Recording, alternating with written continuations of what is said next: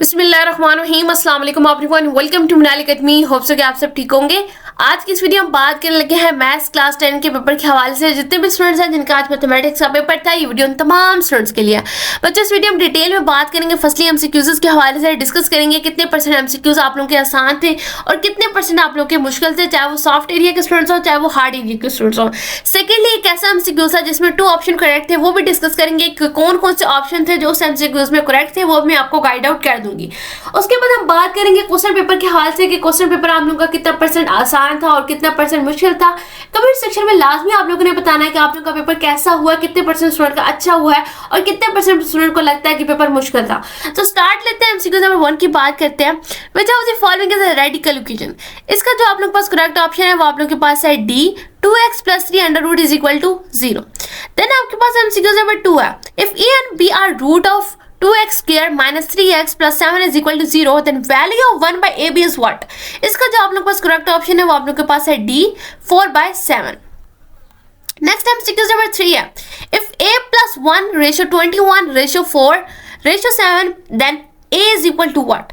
इसका जो आप लोग के पास करेक्ट ऑप्शन है वो आप लोगों के पास है बी, 11/2। नेक्स्ट मूव आउट करते हैं, एमसीक्यू नंबर 4 की बात करते हैं। एमसीक्यू नंबर 4 आपके पास है 1/x² - 1। इसका जो आप लोगों का करेक्ट ऑप्शन है वो आप लोगों के पास है सी। अगर आप लोगों ने अपनी एक्सरसाइजेस को अच्छी तरह से किया था, उनकी प्रैक्टिस अच्छी तरह से की थी, जितनी भी आपके पास एक्सरसाइज में अंदर एग्जाम्पल थी उनको अच्छी तरह से किया था, एक्सरसाइज के जितने भी एमसीक्यूज थे उनको सोच समझ के सॉल्व आउट किया था, तो आपका पेपर बहुत ज़्यादा अच्छा हुआ होगा। प्रैक्टिस पर डिपेंड करता है कि आपकी प्रैक्टिस कितनी थी। कोई कंसेप्चुअल बेस्ड क्वेश्चन नहीं थे, जस्ट आपकी प्रैक्टिस होना लाजमी थी। अगर आपकी प्रैक्टिस थी तो आपका पेपर बहुत अच्छा हुआ होगा। नेक्स्ट बात करते हैं एमसीक्यू नंबर 5 की। From the figure f is equal to what. इस फिगर को देखते हुए आपने फाइंड करना है कि f आपके पास क्या है, तो ये आपके पास है a है इनटू फंक्शन। नेक्स्ट आपके पास है if n/x is equal to t, then number of binary relation in x multiply by x is equal to what. इसका जो आप लोगों के पास करेक्ट ऑप्शन है वो है बी एंड डी। ये एमसीक्यूज है जिसमें 2 ऑप्शन करेक्ट है। एमसीक्यूज नंबर 6 है जिसमें बी ऑप्शन भी करेक्ट है और डी ऑप्शन भी करेक्ट है। अगर किसी बच्चे ने बी पे लगाया वो भी ठीक है, अगर किसी बच्चे ने डी पे भी लगाया तो वो भी ठीक है, दोनों करेक्ट ऑप्शन है। देन आपके पास है MCQs number 7, f x - x² is equal to what. आपने क्या करना है, इस वैल्यू को फाइंड करना है कि क्या है, तो इसका जो ऑप्शन है वो हम लोग के पास है डी। इसका क्या है आपके पास करेक्ट ऑप्शन है। देन मूव आउट करते हैं एमसीक्यूज नंबर 8 पे। एमसीक्यूज नंबर 8 की बात की जाए तो आपके पास है if x is equal to 32.5, f is equal to 1300, then f is equal to what. इसका जो आप लोग के पास करेक्ट ऑप्शन है वो आप लोग के पास है a, 40। नेक्स्ट मूव आउट करते हैं एमसीक्यूज नंबर 9 पे। एमसीक्यूज नंबर 9 आपके पास है the central angle of A quadrant of a circle is what. इसका जो आप लोगों के पास करेक्ट ऑप्शन है वो आप लोगों के पास है डी, 90 डिग्री। नेक्स्ट आपके पास एक फिगर है यहाँ पे भी। देन आपने क्या करना है, if the figure OL perpendicular to MK and CK is equal to 2x + 3cm is equal to 4x, find x। आपने क्या करना है, x के वैल्यू को फाइंड करना है। इसमें जो आप लोगों के पास करेक्ट ऑप्शन आ जाता है वो आपके पास है A, 3/2। नेक्स्ट जो आपके पास एमसीक्यूज है वो आप लोगों के पास है एमसीक्यूज नंबर आपके पास आ जाता है 11। In the figure chord AB is equal to 4 centimetre and the central angle is 68 degree, what is the measurement of radical segment. इसका जो आप लोगों के पास करेक्ट ऑप्शन है वो आप लोगों के पास है डी, 4। नेक्स्ट मूव करते हैं एमसीक्यूज नंबर 12 पे। एमसीक्यूज नंबर 12 आप लोगों के पास है central angle of minor arc of a circle is always what. इसका जो आप लोगों के पास करेक्ट ऑप्शन है वो आप लोगों के पास है बी, आपके पास है 180 degree. Interior angle of a regular hexagon is what. इसका जो आप लोगों के पास करेक्ट ऑप्शन है वो आप लोगों के पास है सी, 120 डिग्री। देन आपके पास है root of equation x² - 8x + 16 is equal to 0।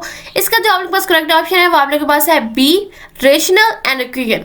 Last आपके पास फिगर है अगेन, यहाँ पे भी आपने क्या करना है, एंगल x फाइंड करना है। तो एंगल x आपके पास क्या था, 50 डिग्री था।